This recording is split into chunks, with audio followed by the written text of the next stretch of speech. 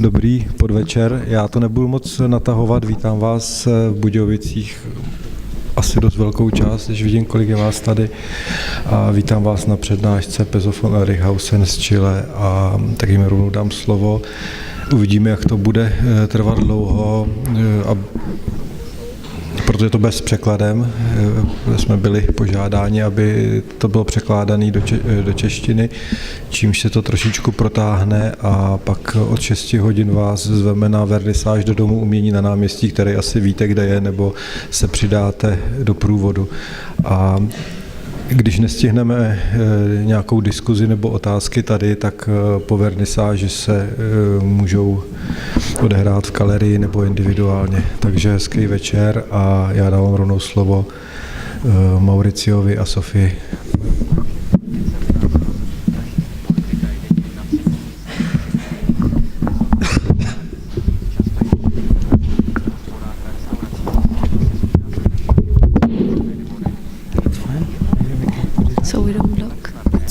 Hello.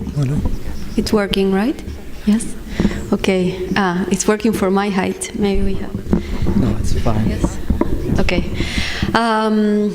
Well, thank you very much. Thank you very much, Michal, for this invitation.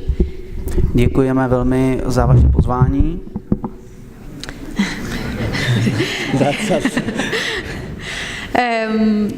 We're going to have a translation as we speak, so you will hear everything twice. What we're going to try to do tonight is to try to make short phrases so it goes fast and there's not long cuts. But we want to thank very much everyone for this invitation, the Embassy of Chile, and Dita, and Zenek. I cannot see him. Where is he? There. And all the students who we've been working with the past 3 days and having a lot of fun. So, yeah. Protože jsme se rozhodli tuto přednášku tlumočit, uslyšíte dnes večer vše dvakrát a proto se budeme snažit být maximálně struční a představit vám naší prezentaci v krátkých frázích a chtěla bych také poděkovat všem, kteří zařídili tento večer, kteří nás pozvali, pozdravit také studenty a ostatní kolegy architekty.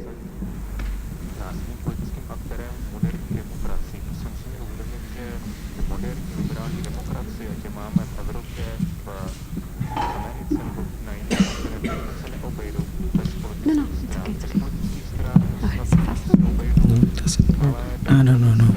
Sorry. We have to go closer.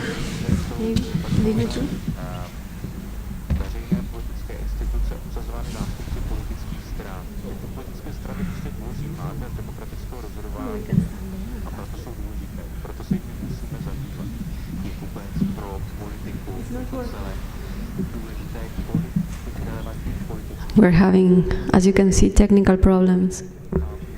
Technické problémy. Okay, thank you. Funciona? Yeah. Okay, we're going to talk about this idea that we have been exploring for a long time, that is finite format. Budeme hovořit o myšlence, kterou už nějakou dobu rozvíjíme a ta nese název konečný formát.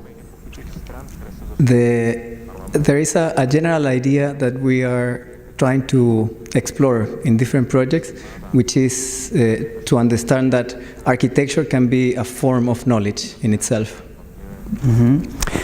Architektura může být sama o sobě formou poznání a na tuto myšlenku se snažíme ve svých projektech navazovat a neustále se k ní vracet.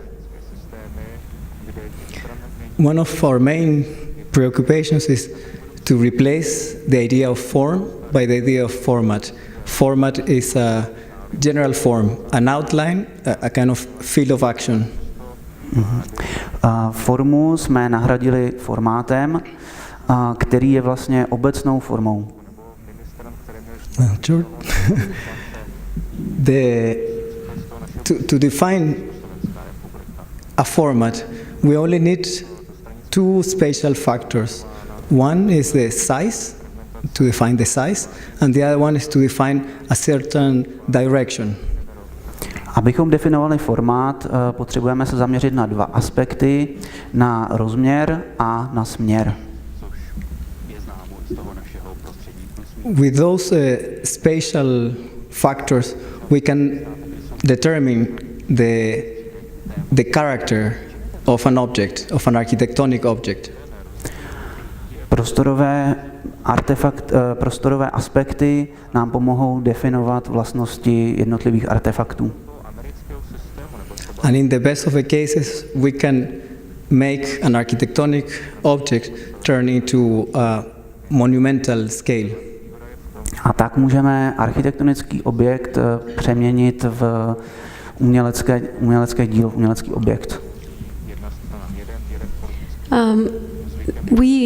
Through different of our works, such as this one, we have been exploring the capacity of an object to incarnate or to embody a certain identity. Kapacita nebo schopnost objektu stělesňovat určité vlastnosti. Or even, this is exercise made by students, these are models, the capacity of very simple objects, these are everyday houses, to somehow look for a sense of individuality. Individualita, která může být vtělesněna i v obyčejných každodenních objektech, například běžné domy, byla předmětem jednoho cvičení se studenty.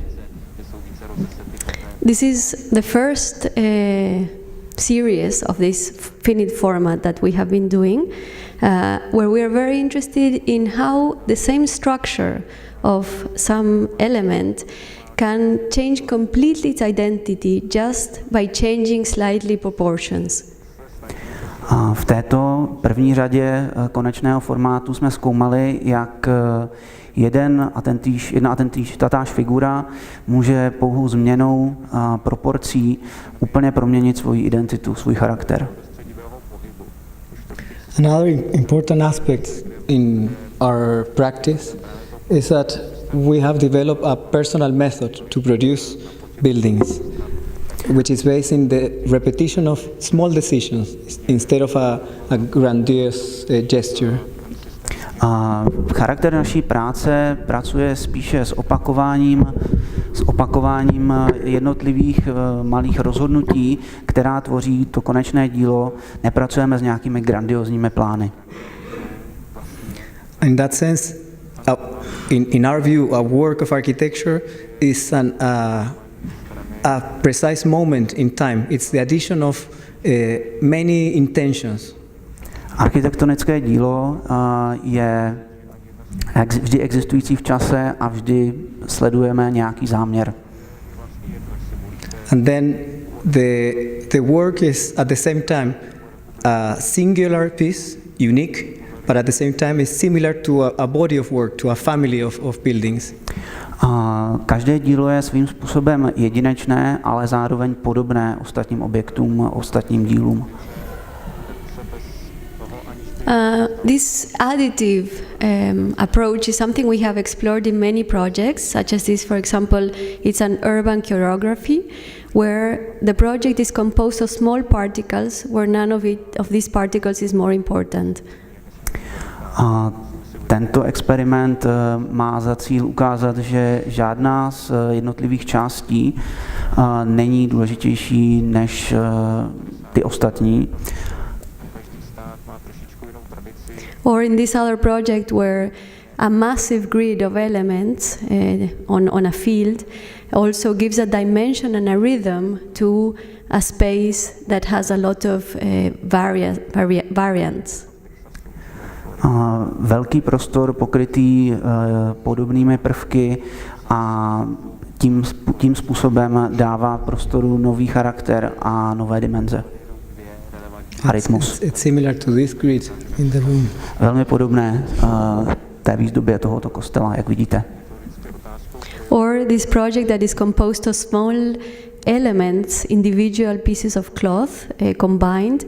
It's called the Soft Pavilion, a common space in Alaska that was only held up by the wind. There's no structure to it, and it's an undulating roof.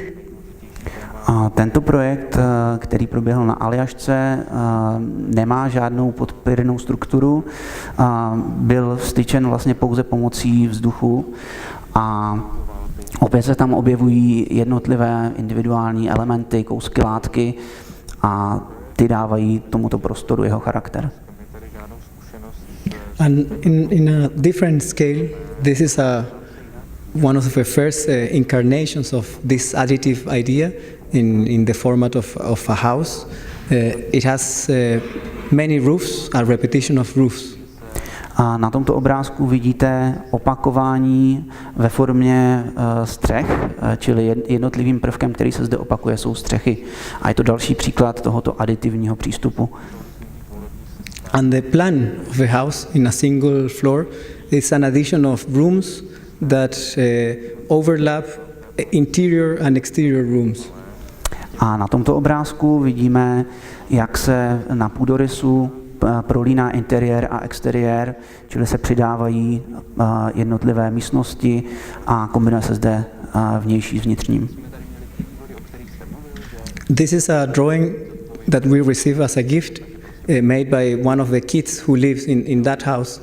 And for us it was very touching to see the precision with which he would understand his own space by identifying those places of nature inside the house.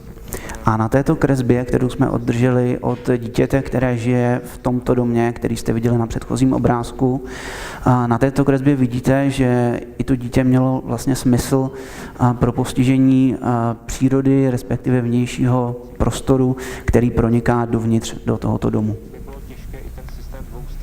And this is a plan of a workshop we did here, a project that we have in mind for Patagonia, and that this is a model we prepare, and now you're going to be able to see in the exhibition.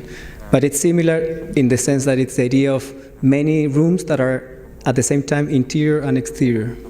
A v trošku abstraktnější podobě zde vidíte projekt, který byl vytvořen pro Patagonii a opět stělesňuje nebo má stělesňovat prolínání vnějšího a vnitřního.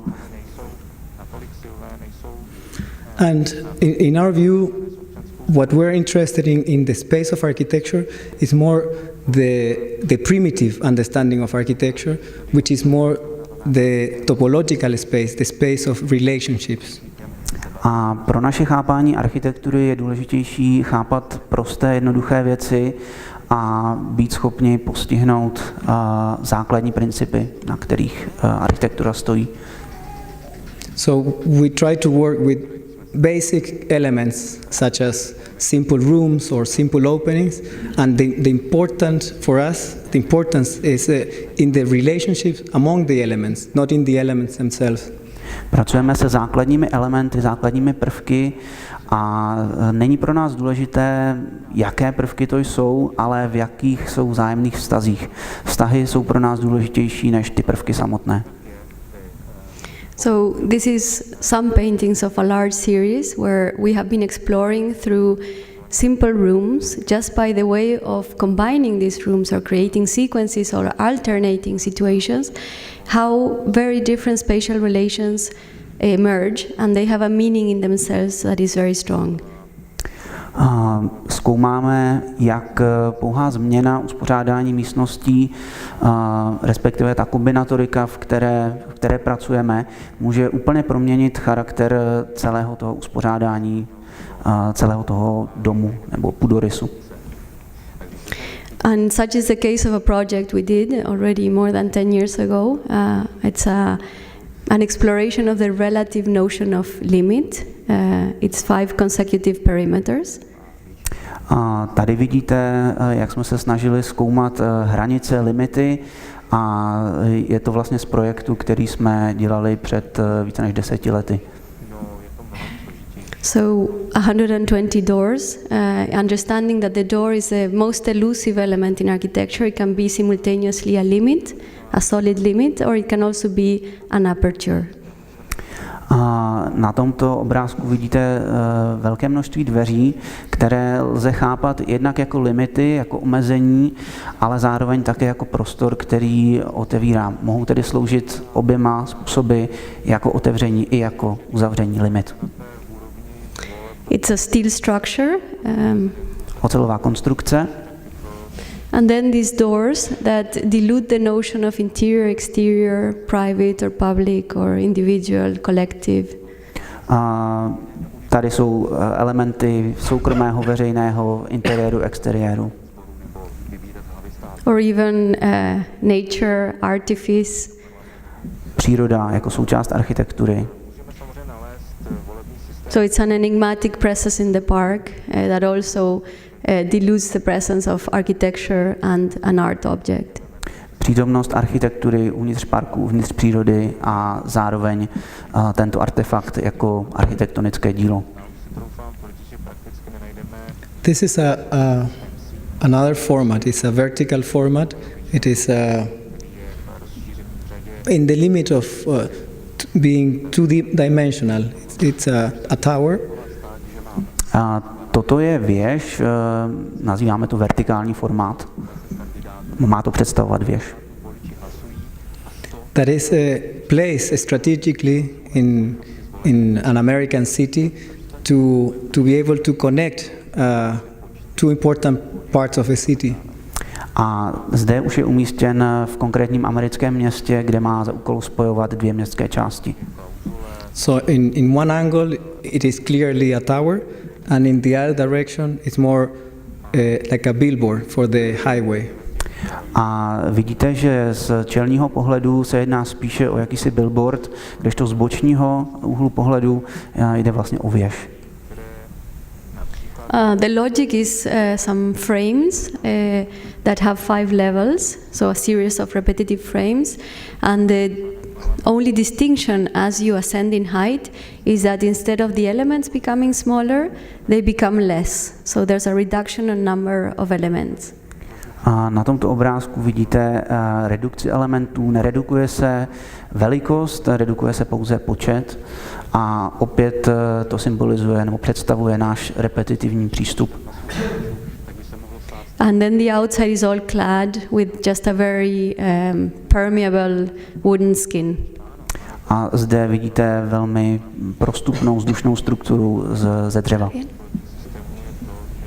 So this kind of bridge or tunnel is a ventilated space, a very calm space, perfumed, that people can cross instead of crossing in the middle of the highway. Zde vidíte most, který je zároveň jakýmsi tunelem. Je velmi vzdušný a lidé jim mohou procházet místo toho, aby procházeli vedle jdoucích aut.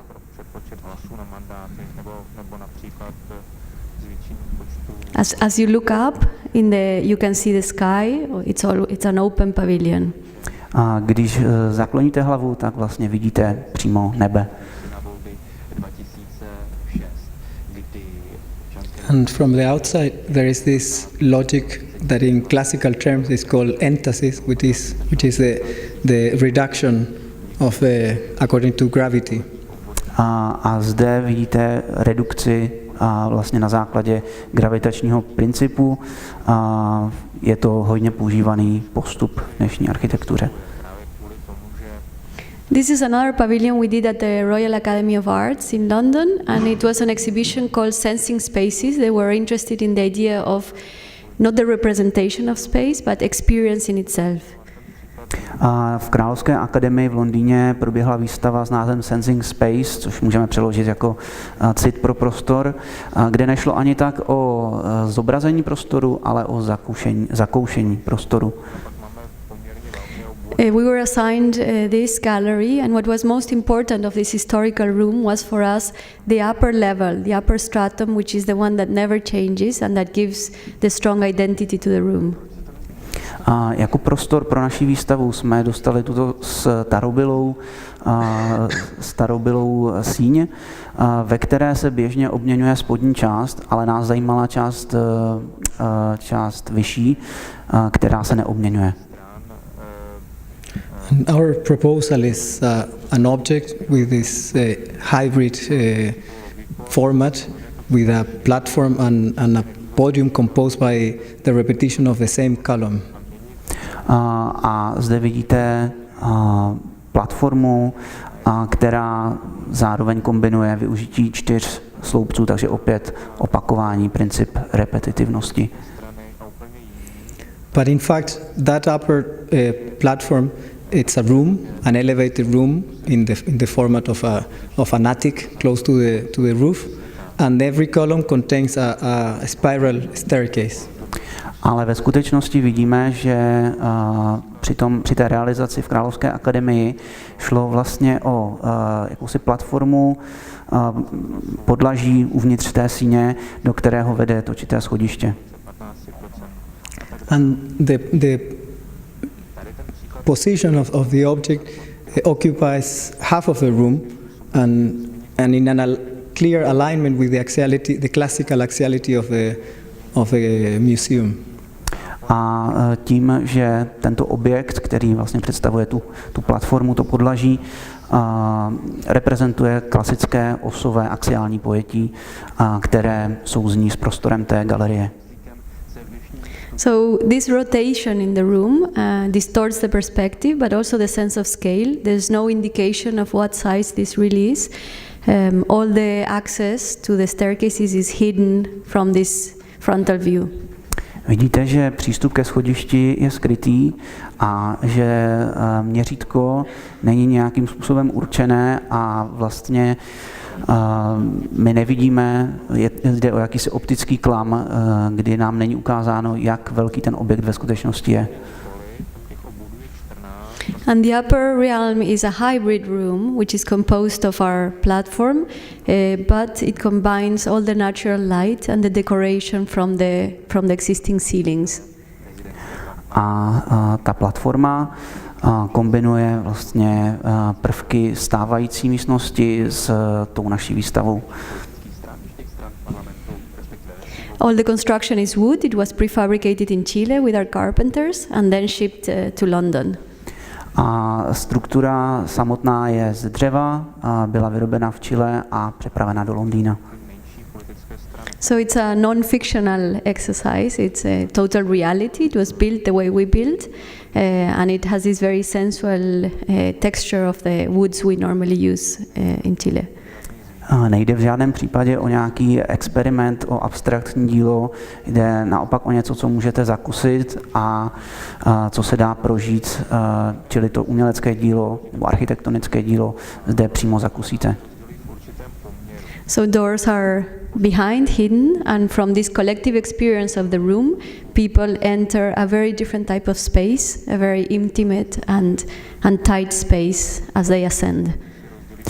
Tím, že jsou dveře skryté, tak vlastně nutíme lidi, aby objevovali celý ten prostor a zároveň, když ty dveře naleznou, tak ten prostor je relativně úzký, což navozuje jakousi důvěrnost.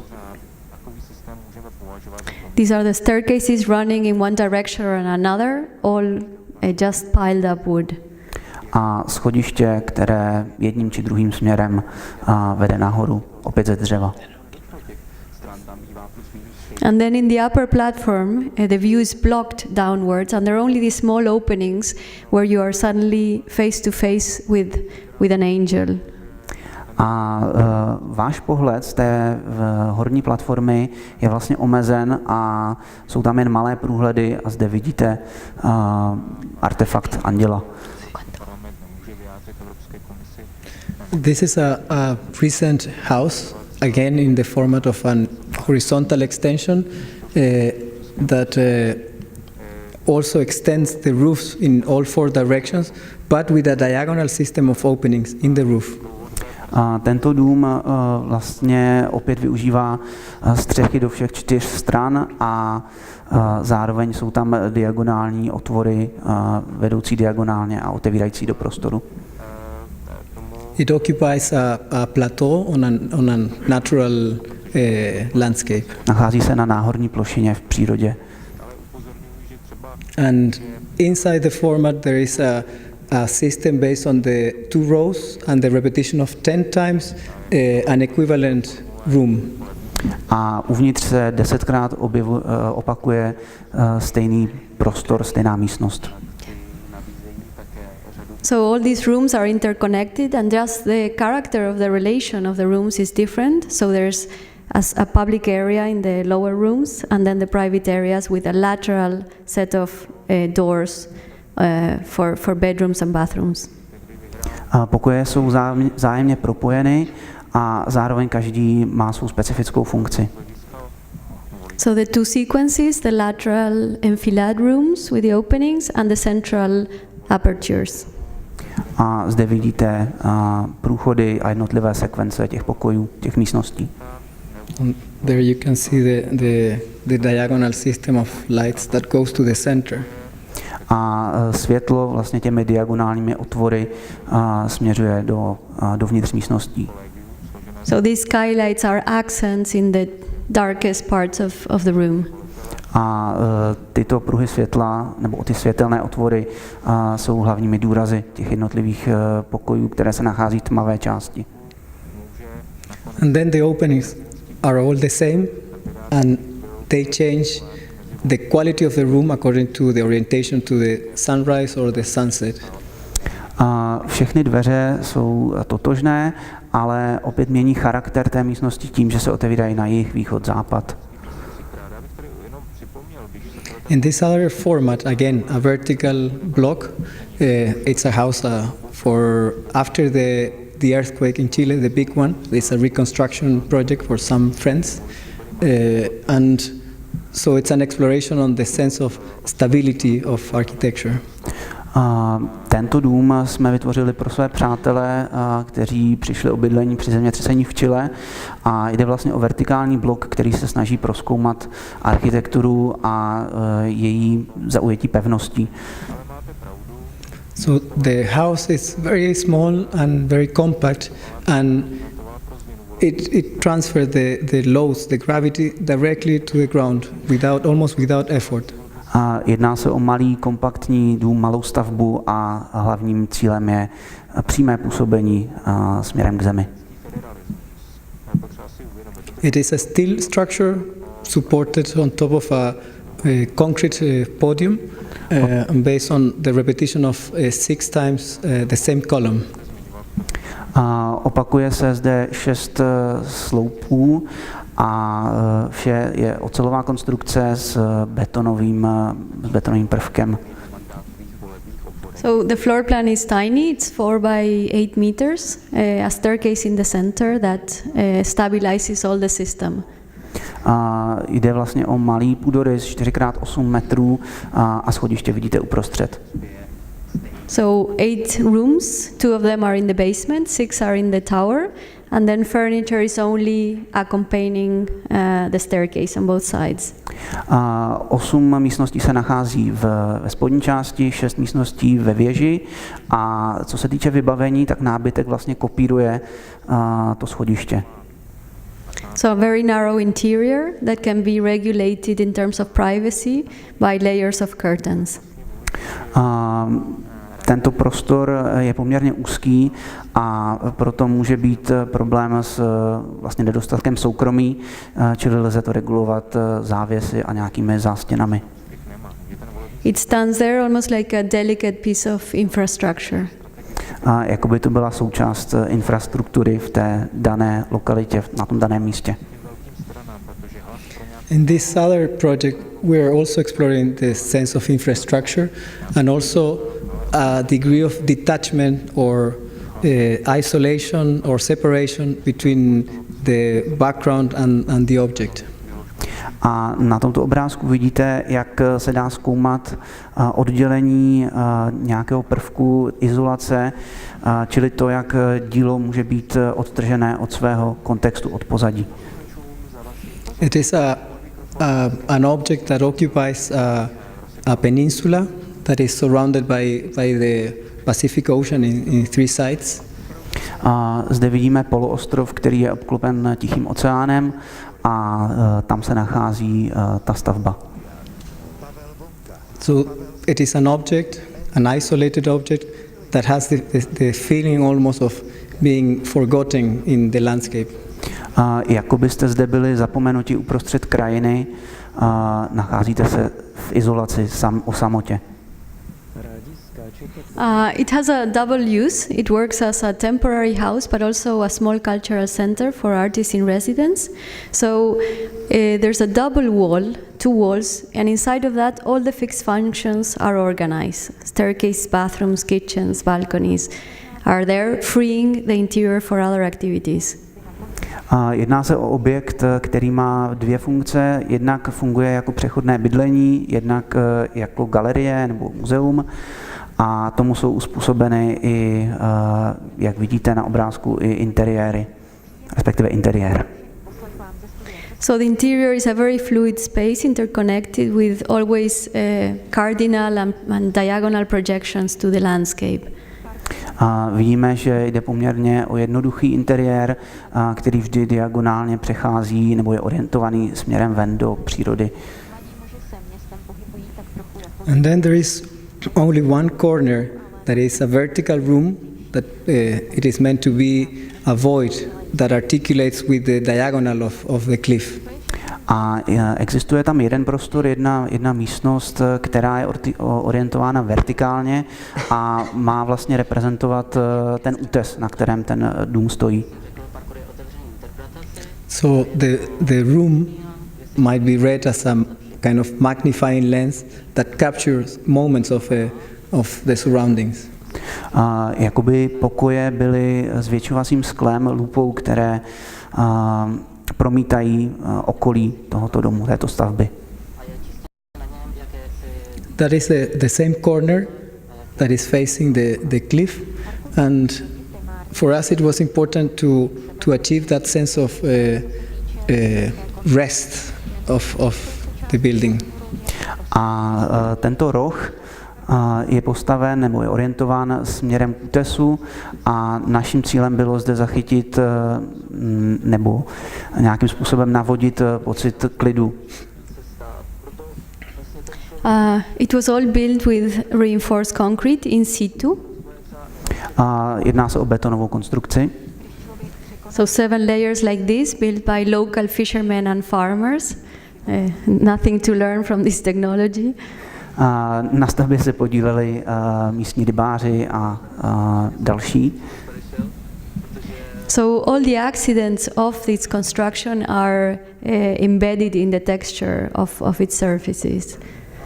A zvenčí té budovy se nacházejí různé věci spjaté s tím místem, s tím prostorem. And it's used for artists in residence. It's now become a very well-known place, and it overlaps this intense experience of being in nature, but also of doing art.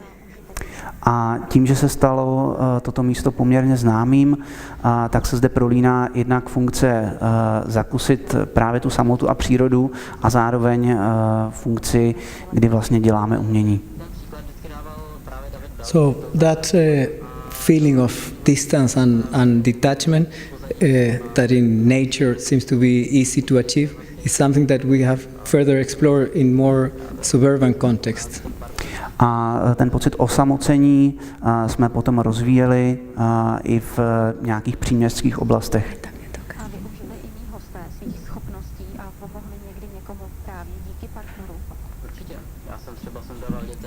In all of these cases, the arrangement of the volume and the inflections and ultimately the perimeter wall becomes a kind of mask to hide the intimacy of the private space. A ve všech těchto případech, které jste viděli, tak je ta stavba jakousi maskou, která má chránit soukromí lidí, kteří žijí uvnitř. This is a house that is structured around this spiral staircase. It's a continuous staircase of concrete, almost like a sculptural piece in the center of the house. A uprostřed domu je betonové schodiště, točité a nějakým způsobem funguje skoro jako skulptura. And on the outside it's a very neutral volume made of wood that holds on to this central spine. Jde o dřevěnou strukturu a má tu centrální vlastně páteř. But in between those two things, there's 12 different platforms that spiral upwards 70 centimeters from each other. So every room has a different level to the next one. Každý pokoj, jak vidíte na obrázku, má různou úroveň. Nejde vlastně nejde o podlaží ve stejné výšce, ale o několik platform, které jsou od sebe vzdálené zhruba 70 cm. So this is the floor plan, the asymmetrical staircase that establishes 4 rooms, one central staircase, and then another way of circulating, which is the longer path along the rooms. Asymetrický plán půdorys, jak zde vidíte, tvoří nebo rozděluje prostor do 4 místností. And because the staircase, the central staircase, intersects in the corner of the rooms, you can always see the staircase from the rooms, and you can choose the different paths you want to take, the shortcut or the longest path. A je zajímavé, že z každého pokoje vidíte na schodiště a můžete se vlastně rozhodnout, kterou cestu zvolíte do dalších částí tohoto domu. But most importantly, this staircase is a void that allows for the longest dimensions internally to be percepted. So there's always the view of maybe, as in this case, I think it's about 7 rooms simultaneously through the void of the staircase. A důležitý je taky ten prostor té propasti, která vlastně tím schodištěm pokryta, a vy se můžete, jak procházíte po schodišti, dívat do jednotlivých místností. So in opposition to the neighbors, the house, it's difficult to read the real function that is behind every window. A zde vidíte pozici této stavby uprostřed zástavby a vlastně ty jednotlivá okna jsou v nestejné úrovni a je skryta jejich funkce. In this other building, we were in many ways celebrating a sequence of coincidences. An important coincidence is the presence of that big cypress next to the building. A zde je příklad toho, jak i náhodné prvky mohou zasáhnout do architektury. Vidíte napravo ten mohutný cypříš. And the other coincidence is that the platform, which is the level of the site, is exactly 100 meters on top of sea level. A ta platforma, kterou vidíte na obrázku, se nachází přesně 100 metrů nad hladinou moře, což je další vlastně náhodou. So the format of the house, it's the platform, it's a podium, and the tower in the middle of the podium. Jedná se o platformu, o pódium a o věž, která stojí na něm. It contains 3 programs. In the lower level, there's. Can you point? In the lower level, there's an atelier work for heavy work. Then 3 levels with a house, and then 3 levels with office. Máme tam 3 úrovně. Dole se nachází ateliér, uprostřed dům a nahoře jsem nechytil. And 2 circulations, one that leads up to the office and the terrace on top, and an internal one that connects the atelier with the house. Aha, takže nahoře se nachází kancelářské prostory a vidíte to propojení vlastně s pomocí schodů. So all circulations are very efficient vertical connections. A všechna spojení jsou velmi efektivní, velmi účinná.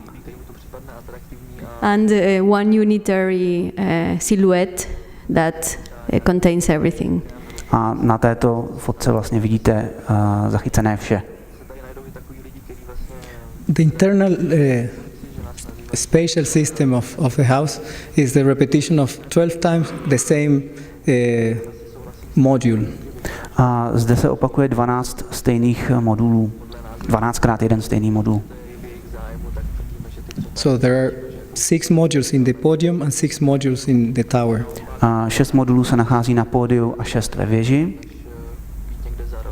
So in the lower plan, you see a sequence of 3 modules. That is this asymmetrical cross again. That is repeated 3 times. So it's descending towards the landscape. Asymetrický kříž opět a díváme se na to nejnižší podlaží, na ten nejnižší půdorys. And that generates a distortion of the perspective, since the last frame is more or less 20% smaller than the last one. A tato sestupná orientace, kterou vidíte, vlastně pokřivuje vaše vnímání perspektivy, takže se vám ty místnosti zdají menší. And then the tower again, the same structure, that is a square with an asymmetrical cross inside, but just by opening differently, the relations in the inside are completely different. A opět stejné moduly, které se ve věži opakují, ale ty asymetrické kříže jsou pokaždé na trošku jiném místě a různé je také funkční využití a uspořádání těch jednotlivých místností. So furniture is always very well thought from the inside, and the openings respond to that position. A pozice nábytku vlastně vždy odpovídá tomu, co je vně stavby. It's also reinforced concrete, poured in layers. Jedná se o beton, tvrzený beton, který je ve 4 vrstvách. But then there's a slight demolition of the surface that gives it this soft character on the outside. A abychom zjemnili tento drsný charakter, tak jsou tam jakési narušení této pevné konstrukce. So there is no corner. It's diluted. Není tam roh, jakoby je to rozpuštěné. Jeví se to rozpuštěné. So the scale of the object is diffuse. It is in many ways uncomfortable because it's too tall to be a house, but maybe too small to be an office building.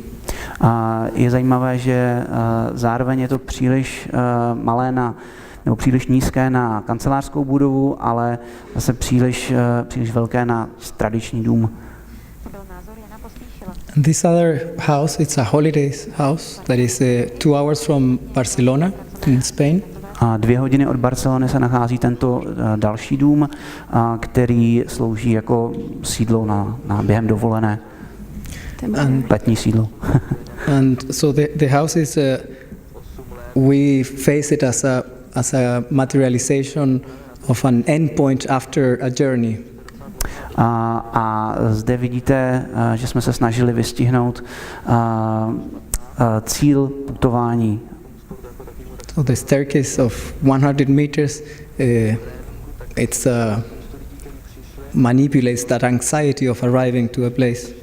A těchto 100 metrů schodiště jakoby symbolizovalo váš neklid před příjezdem.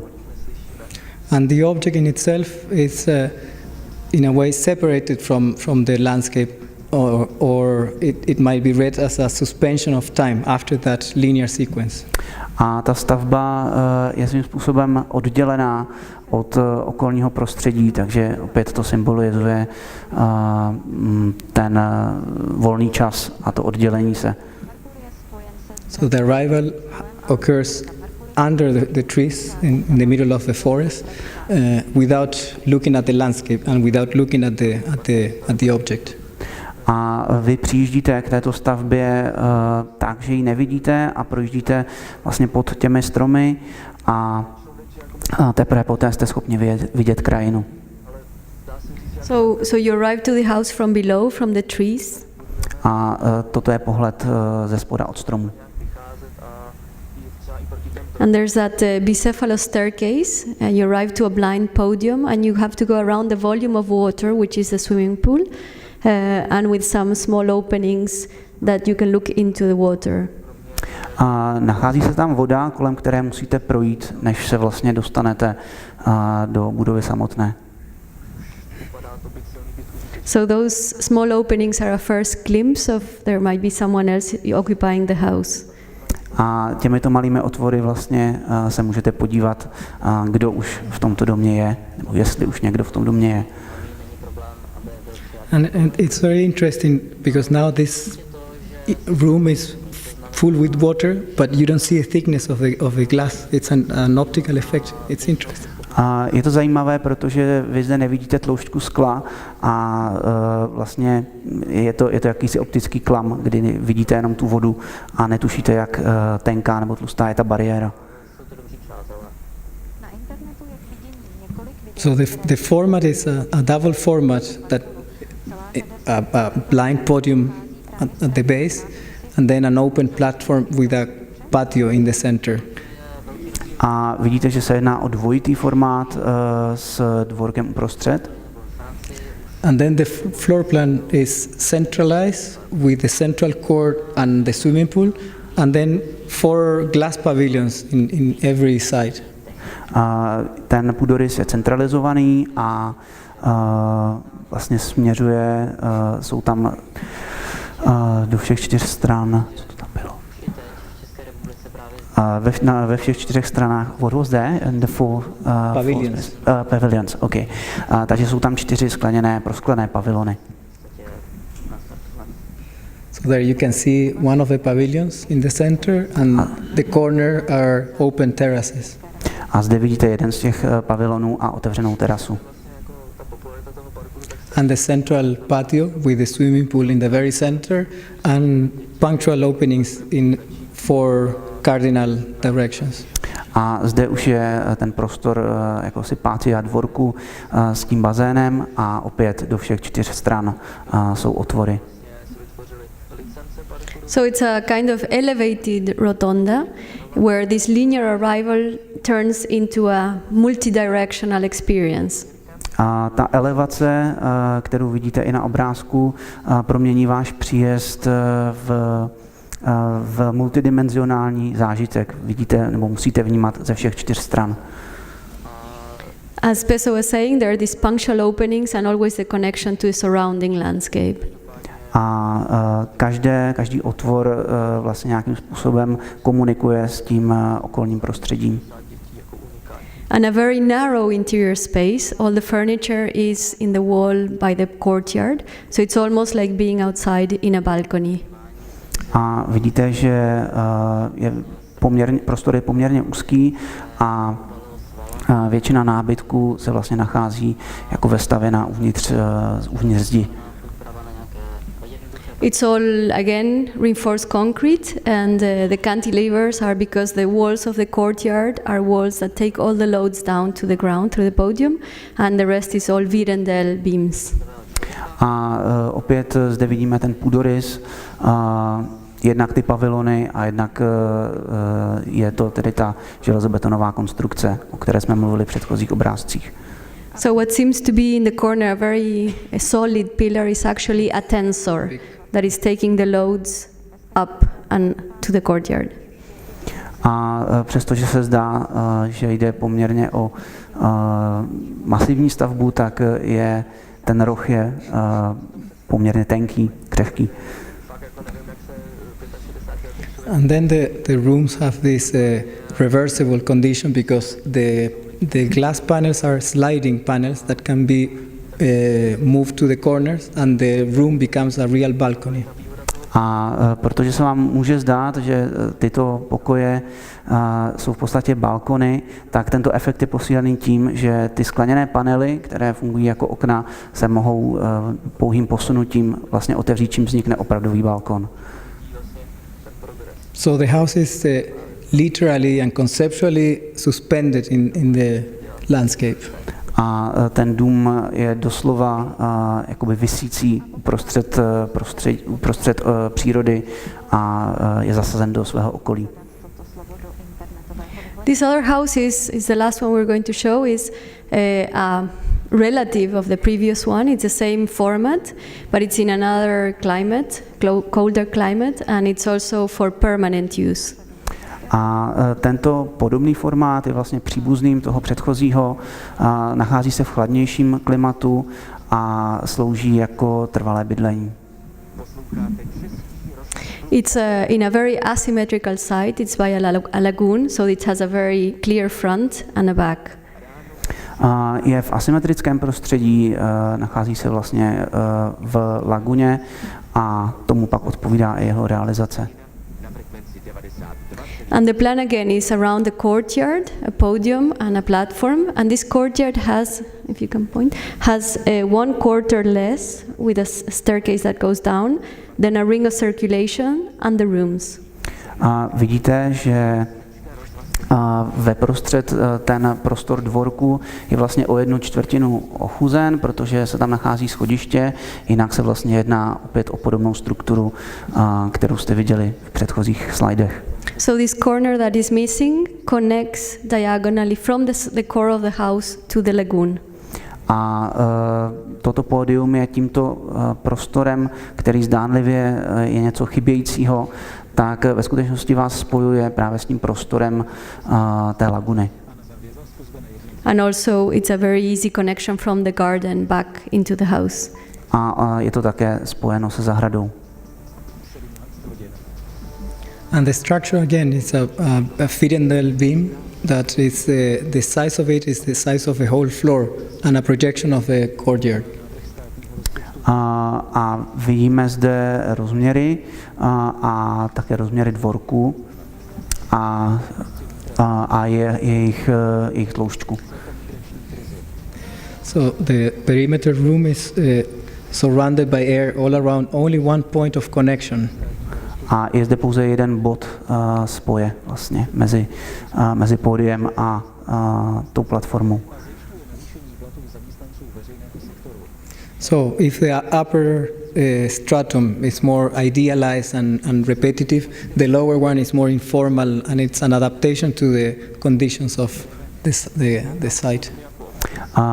Ta vrchní vrstva by se řeklo, že je poněkud reprezentativnější, zatímco ta spodní je neformálnější a je přizpůsobena tedy tomu účelu, ke kterému má sloužit.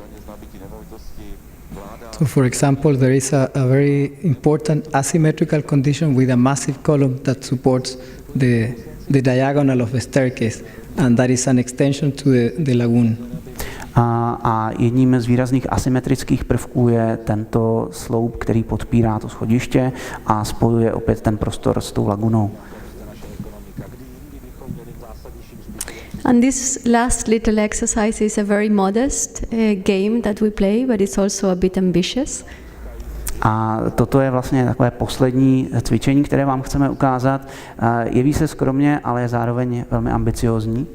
It's a block of wood about this size. We brought it here, we used it here. And it's a game with 3 rules, 15 pieces. You have to use all the pieces. All the pieces have to touch each other and they have to be orthogonal. A tato hra spočívá v tom, že máte kousek dřeva, respektive kostku nebo blok dřeva, který můžete různým způsobem uspořádat za dodržení pravidel, že všechny ty dílky musí vytvořit nějaké místnosti a musí se zároveň dotýkat. So it's an architectonic device with a very strong inherent logic. A jde tam o striktně architektonickou logiku, podle které se musíte řídit. It is by definition very autonomous, but also very contextual in its expression. Je už ze své definice se jedná o objekt velmi samostatný, autonomní, který ovšem ale také závisí na kontextu. Its formal and material logic is very strong, so it can react to different circumstances. A tento materiál, ač je vlastně vždycky stejný, tak reaguje na odlišné podmínky, v kterých se nachází. So it's strong and ideal on one side, but also very real on another side. Je na jednu stranu silný a idealistický, ale zároveň obyčejný a realistický. So this is our idea of what a format is. It's an exploration, perhaps idealized, and that is repeating many times the same idea. So we follow an advice by an Argentinian artist who said that if you want to make art, you have to do always the same thing, but never in the same way. A tady tento slide jakýmsi způsobem shrnuje to, o co se snažíme, protože vidíte, že se opakuje stále jedna věc, jde zároveň také o zkoumání, o průzkum, o něco, co musíte udělat sami. A jak řekl jeden argentinský umělec, v architektuře i umění jde o to, abyste se vlastně vždycky snažili dělat jednu věc, ale nikdy ne tím stejným způsobem. Thank you. Děkujeme vám.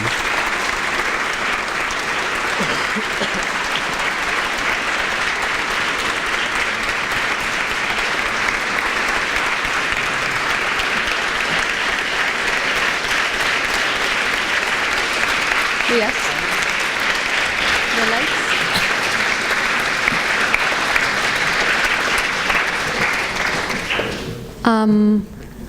We would be very happy to answer any questions. Pokud máte nějaké dotazy, tak budeme rádi, když s nimi přistoupíte a my je rádi zodpovíme.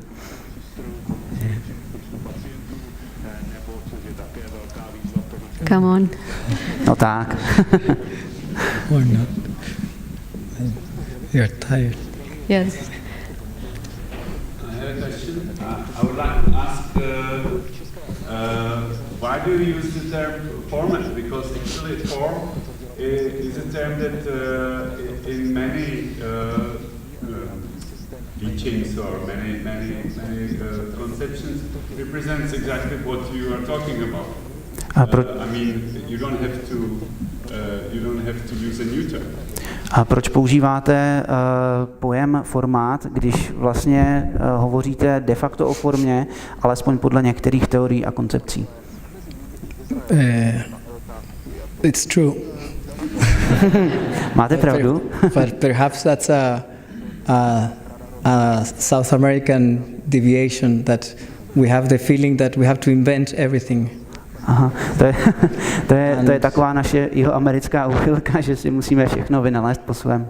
And in fact, we don't feel comfortable with words that are so manipulated and abused, like formalism and all of that. A slova jako forma, formalismus jsou už taková vyprázdněná, nadužívaná.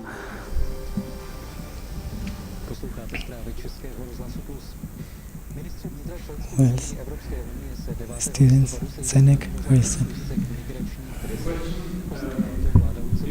Well, you've been using words like elusive, delusive, you've been using words like autonomous. How did you come to these terms? Maybe in studies? How did you study architecture? Or what's your, how did you come to it? That you think in such an abstract way?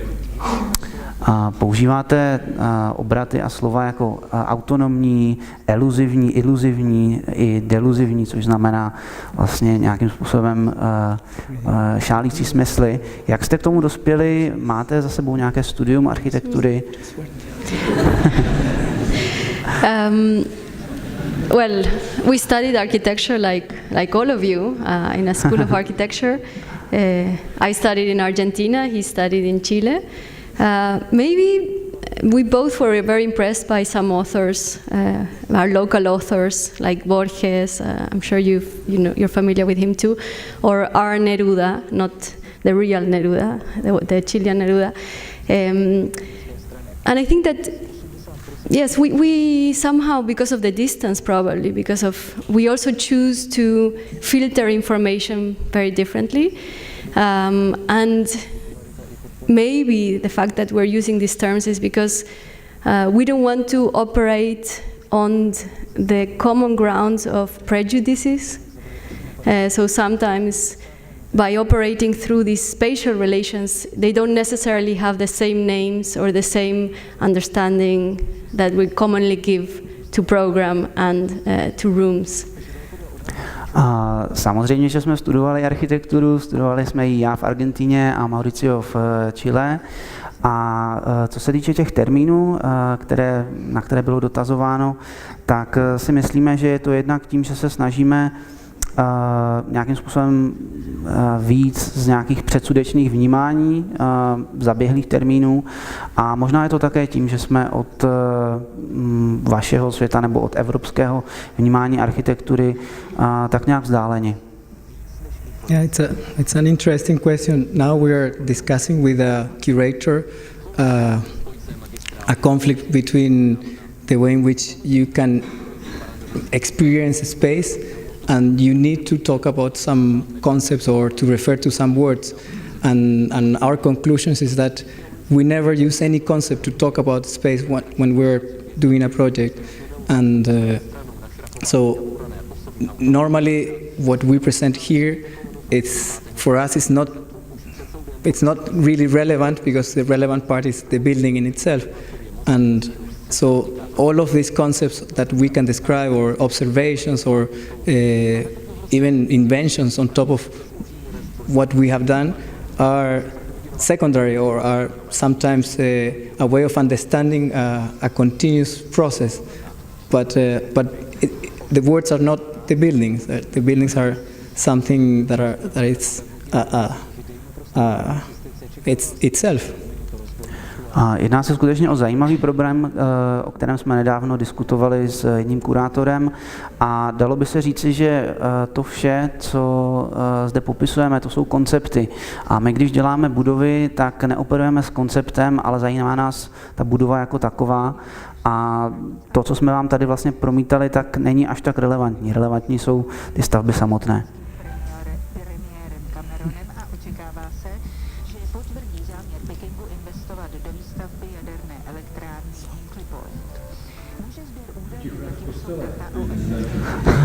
Silent as a grave.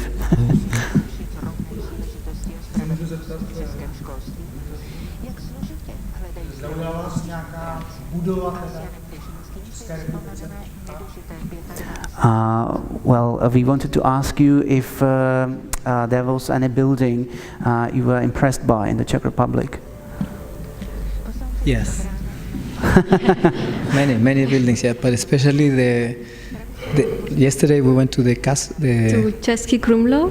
Yeah, and there is only one facade that is very complex. When you are facing the bridge and the river, there is a huge monumental wall that is in itself as without the rest of the castle. Only that wall is a lesson of architecture. It's incredible. Zrovna včera jsme byli v Českém Krumlově, kde vlastně z jednoho pohledu na ten hrad vidíte fasádu, která sama o sobě už je jakousi architektonickou lekcí. Když si odmyslíte celý ten hrad, tak už ta jednotlivá, nebo ta jediná věc je v podstatě mistrovskou ukázkou architektury.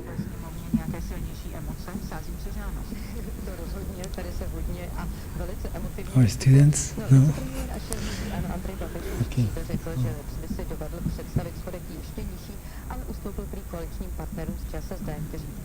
We have an exhibition as well. We can...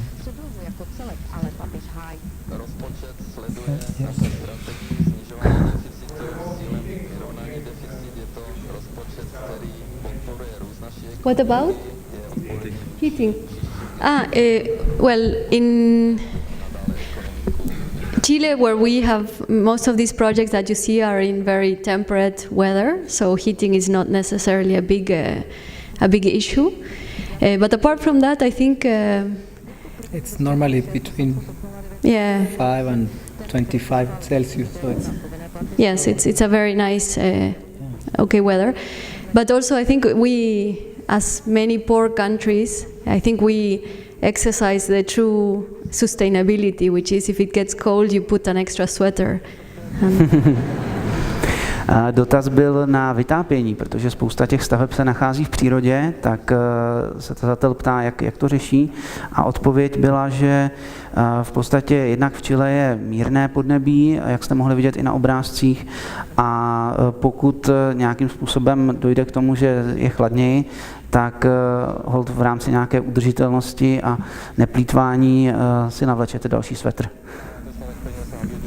Yeah, but for example, now we're doing an innovation center that is based on technology, on sustainable technologies, and by doing that project, we confirmed that current condition of architecture that is very much conditioned by engineers and codes and lawyers, it's insane, because we were doing this project and the sustainable engineers were putting air conditioning and panels and a lot of technology, and then they couldn't demonstrate that the building worked better without the system. So it's very delicate, and I think that we're defending the opposite, that instead of having intelligent buildings with stupid people, we want to have intelligent people with stupid buildings where you can open a window and close a shutter. Zrovna pracujeme na projektu, který se zabývá udržitelnými technologiemi, a je zajímavé, že vlastně narážíte na spoustu, dalo by se říct, obstrukcí ze strany úředníků, úřadů, právníků, kteří vlastně požadují, abyste měli nějaké vybavení těch budov, ať už se týká klimatizace nebo jiných prvků. A my jdeme tak trochu proti této tendenci, ale není to jednoduché, jde o ožehavý problém.